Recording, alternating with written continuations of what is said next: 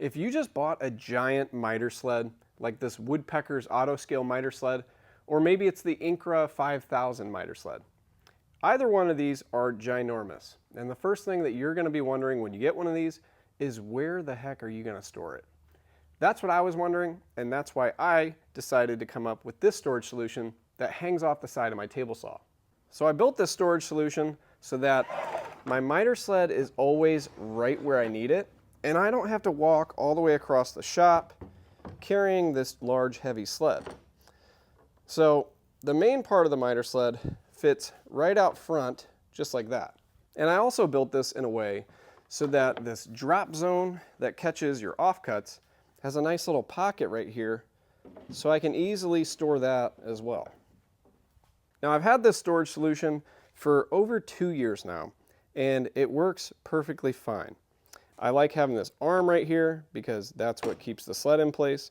And then I also drilled a hole right here, which houses this clamp that comes with the Autoscale miter sled. Now, if you're wondering how this storage solution actually mounts to the table saw, well, I'm going to take this apart real quick and show you exactly how this is tied together. Okay, now that I got all this disassembled, you can clearly see how this thing mounts to my table saw.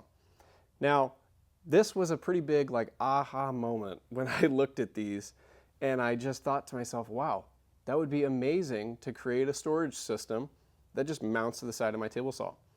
And it just feels so good when you have an idea like that and it all works out. So the way that my SawStop one is, we got 4 mounting holes here. I don't use this hole, okay? I just use these 4. And then here is the hardware that I use. All it is a 4.5-inch long bolt, and then I do the washer, and then it goes through the storage system.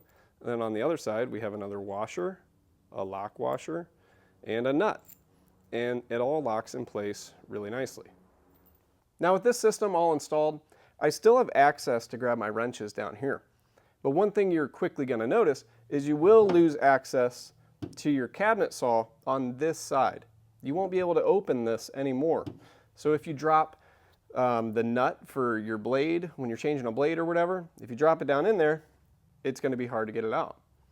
But luckily, on my SawStop table saw, there is another access point on the right side of the saw. And I'm going to take you over there and show you that now. Now here's that access panel that's on the right side of my table saw. To remove it, all you do is just turn this wheel until it releases.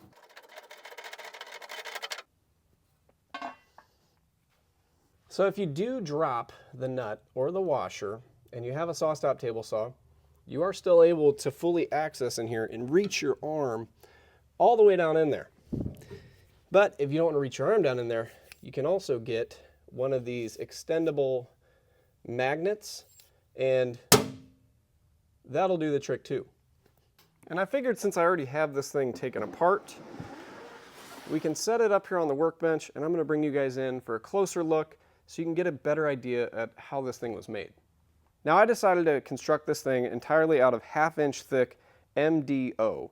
I found this at Menards. You can probably find it a lot of other places, but any 1/2-inch plywood's fine. For this bottom section right here, I made it 7 layers thick, and I made it 1 layer thicker than the top layer so that I have a little shelf when I go to put my miter sled in.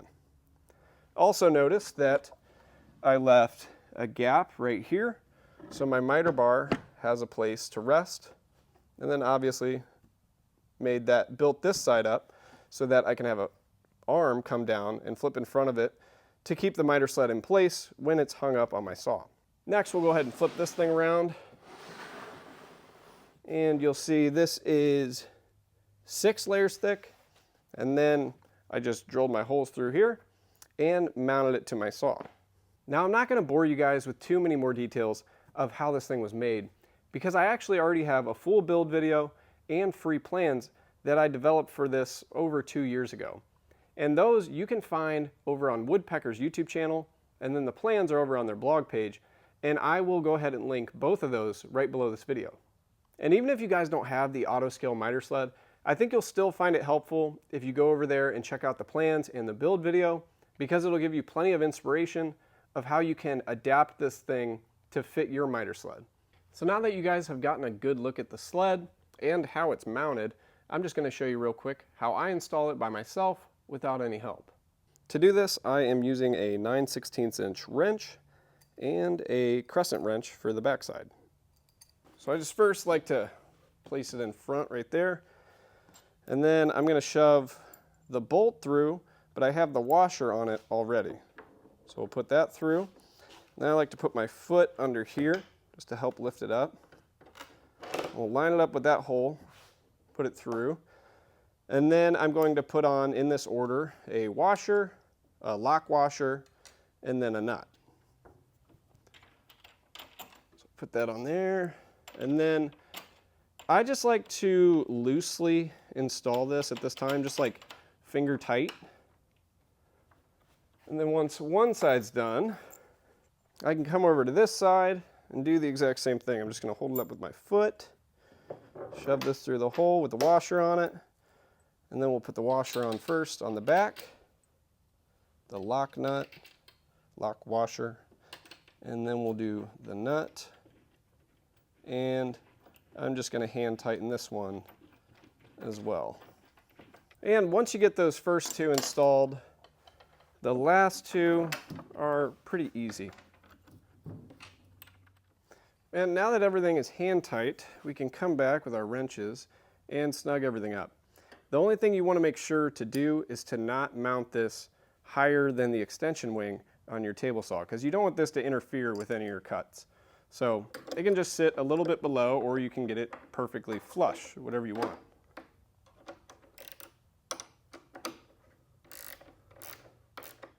All right, so now everything is all installed, and you can see that it's on here nice and snug. There's not much deflection or wiggle room. This thing's just on here super sturdy. If the added weight is a concern for you, or this tiny bit of deflection back and forth, you could also put an extension on here to kind of put like a support foot on the bottom. I don't think it's very necessary, but you guys can do whatever works for you. All right, guys, well, I hope you enjoyed this video. I hope that you got some inspiration so that you can build something like this for yourself. And remember, if you want to build the exact same one that you see here, I do already have a build video and free plans, and I'll leave those in the description box below. If you guys did get anything out of this video, the biggest way that you can help me out is by simply clicking that like button below. That would really help me out. But other than that, that's all I had to share with you today, and I thank you guys for tuning in, and I will see you on the next one.